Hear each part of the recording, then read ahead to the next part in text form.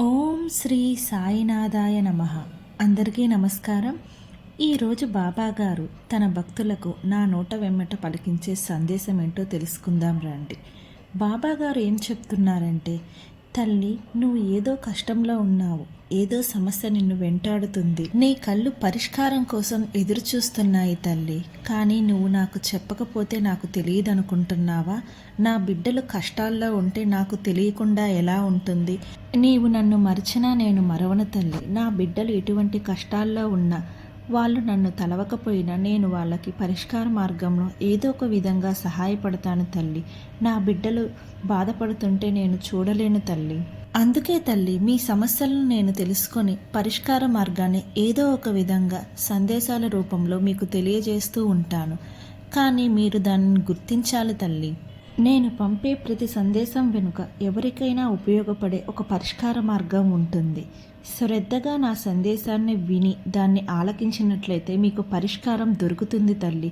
ఈ వీడియో మీ కంట పడింది అంటే దీనిలో నేను ఇచ్చే సందేశం ఎవరైనా ఒకరికైనా పరిష్కార మార్గం చూపిస్తుంది తల్లి. బాబాగారి భక్తులందరూ శ్రద్ధగా బాబాగారు ఏ సందేశాన్ని మనకి ఈరోజు పంపారో శ్రద్ధగా ఆలకించండి.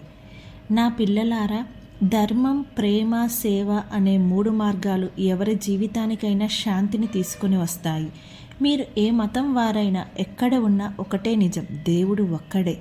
ప్రేమించండి, సేవ చేయండి, మానవత్వాన్ని ఆచరించండి. భయపడొద్దు, నేను ఉన్నాను. మీరు ఒక్క అడుగు వేస్తే నేను 10 అడుగులు మీ వైపుకు వస్తాను. మీరు నన్ను ఒక్కసారి ప్రేమతో పిలిస్తే నేను మీ పక్కనే ఉంటాను. మనసు ప్రశాంతంగా ఉంచండి. భగవంతుడి పనులపైన నమ్మకం ఉంచండి. సమయాన్ని వేచి చూడండి. మంచి జరగడం మొదలవుతుంది. అహంకారాన్ని వదిలేయండి. సేవే పరమోన్నతమైన ఆధ్యాత్మిక మార్గం. దానితోనే మీరు నన్ను పొందగలరు.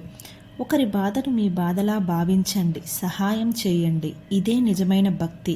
చివరగా, నేను ఎప్పుడూ మీతోనే ఉంటాను. మీరు నన్ను మర్చినా సరే నేను మిమ్మల్ని ఎప్పుడూ మరవను. నన్ను విశ్వసించండి, జీవితం మారిపోతుంది.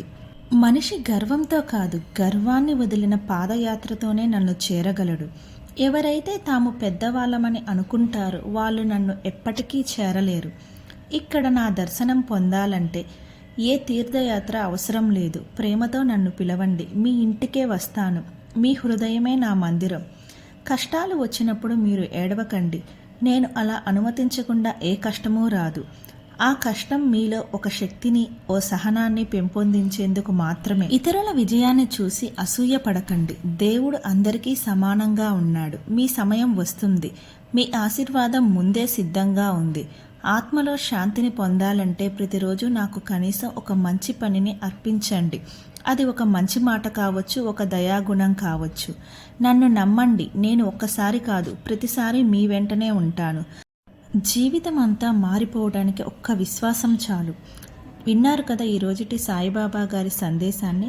ఇటువంటి సందేశాలు మన ఛానల్లో డైలీ వస్తూనే ఉంటాయి. ఈ రోజుటి బాబా గారి సందేశం మీకు నచ్చినట్లయితే ఓం సాయిరామ్ అని కామెంట్ చేయండి.